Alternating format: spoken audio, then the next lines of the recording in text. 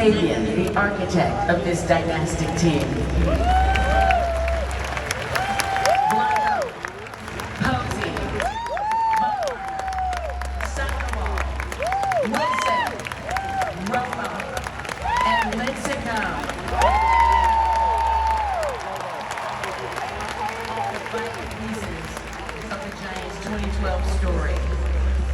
We also want to recognize all of the front office, clubhouse, and medical staff that supported this team throughout the year as well. And now it is my pleasure to turn it over to our host, Giants broadcaster, Dave Fleming. Thank you, Renell. How cool is it to see all these guys again? Can I do one quick thing before we get started? The players and the coaches and the manager are who makes days like this possible. But we as broadcasters feel very lucky to be even just a small part of a team like this, a championship run like this. This is my 20th year working with the three guys upstairs.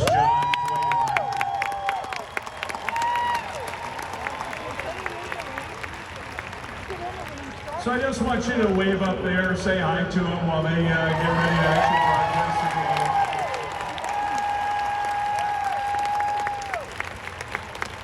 Those three guys mean a lot to me. Mike made us weep during the Will Clark ceremony, so we told him he could not speak today. So you won't hear from Mike Kruko. Sorry, Mike. Okay, let's get started. We're going to do a little different style ceremony today, because we want you to hear from as many of these guys as possible. So I'm going to bring up some Giants coaches, players in groups, and we're kind of going to walk through it and reminisce about that 2012 season, about all those great playoff moments, have a few laughs. Sound good to everybody? And by the way, can I also say, how cool is it that the two Brandons, we still get to watch them play every day?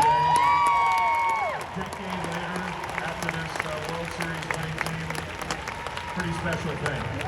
All right, our first group. Boach, bring up your coaches. Boach, Whoa, Flan, Rags, Gardy, get up here.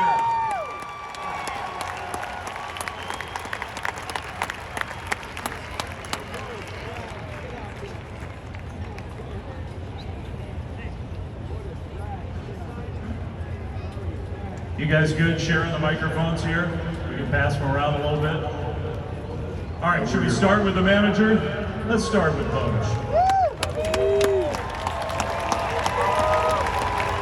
Sometimes I think Giants won 3 World Series in 5 years. Sometimes those teams almost get lumped together. Like the Giants were 1 World Series winning team. These were 3 different teams, 3 totally different journeys to get to hold this trophy up. When you think of this 2012 Giants team, what comes to mind? Well, first of all, you're right, they're all different, but I will say for this 2012 team, this was the toughest, most resilient, and the heart that they played with. And I mean, you know what we were facing as we got into the postseason. It was such a resilient team that just had a never say die attitude, and that's what we gave them. Also the cockroaches, they wouldn't die, they just kept fighting. And to all you players, I just want to tell you, Palea, Palea, boys. That's fight, by the way. Yeah. Flan. Now, you were the Giants' third base coach. You were also sort of the poet laureate of the Giants, I thought. Did Boach come up with cockroaches, or did you come up with that one? I think it was Brian Sabian, actually, but the more I heard it, and I know both of us actually almost died the last year, in real life were cockroaches. The players have a bond that they share forever. You win a championship, you share that together forever. How about you guys sitting here together? I know you guys, how close you were through all those championship years. We had many moments, and moments on airplanes late in the night, flying across the country and figuring out and not figuring out, and just being humble enough to let the destiny of the game take over. And I think when we went in there with 6 elimination games and all the things that we saw during that time, I think the baseball gods were kind to us. I think they were, and you all had a lot to do with that. Dave Rigetti, Rags, great to see you. This team wasn't just about championship playoff moments. The regular season was really, really special. We saw some of the highlights. Before I ask you my question, because we had an all-time great moment in that 2012 regular season. The Giants have been around since 1883. There's been one perfect game in the history of the Giants, and Matt Cain pitched it that year, that June. And before I ask you about it, I thought maybe we should just relive the final moment of that perfect game one more time up on the video board. Should we take a watch? Let's watch. 1 ball and 2 strikes. On the ground, Arias from deep third. Got him!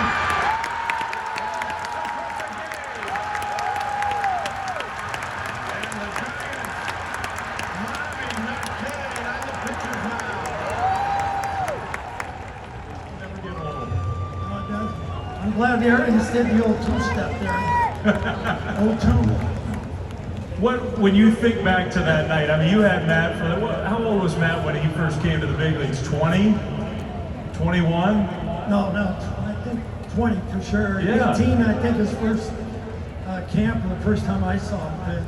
Yeah. So you'd known him already by that time for so many years. What were you thinking while that unfolded? Well, you know, everything grew from 2000 up to these championships. We built this stuff, and he was part of the second rebuilding, in a sense. Timmy coming along, everybody, Posey came back in 12 too. But watching Matt mature, the team matured as he did, and he became a leader, a quiet leader, and he got quiet on the mound and knew he didn't have to throw the ball as hard as 97, 98 all the time, and he got back down in the zone and changed speeds. He became a mature pitcher, and he was tremendous. And just watching him grow is one of the highlights of my life. Yeah, and it was a sign that night of things to come later that year. It really was.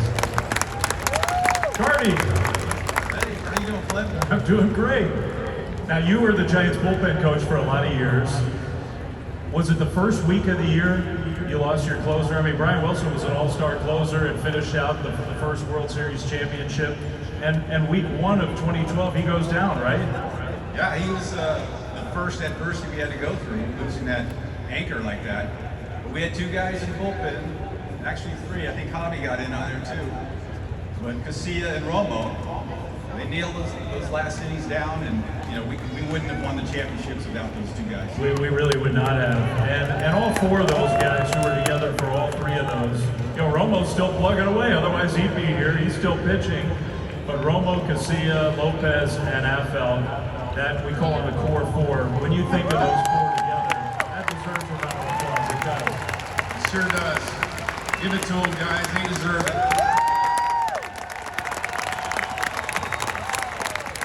How'd they do it? I mean, We had different looks. You had Affel that was over the top. You had Javi down below, Romo from the side. We just had different looks for different hitters, and they were all tough as nails. They thought they were throwing 98 miles an hour, and they weren't. And they believed it. They bought into it, and we're wearing rings because of it. such a massive part of all those championship teams, really was. Whoa! Ron Lotus. David?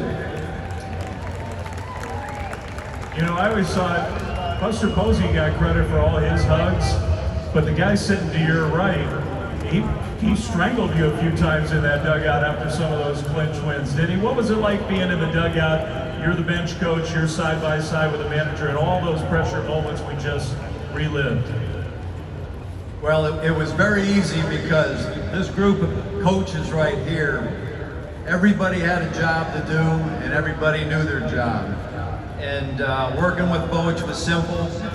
Just like the players, you stay out of their way until something you have maybe that might help in a moment or suggest. So it was real easy. I gotta tell you, the players, I just want to thank them for what they did in their performance, because going through that playoff run was something I'll never forget. And the character and the determination of this group and the quiet confidence that they had is something to behold, and we were able to get that championship trophy back to San Francisco, so thank you. said. We missed it for the 1 year it was gone. We got it back in 2012. How about a big round of applause for our Giants coaches and managers?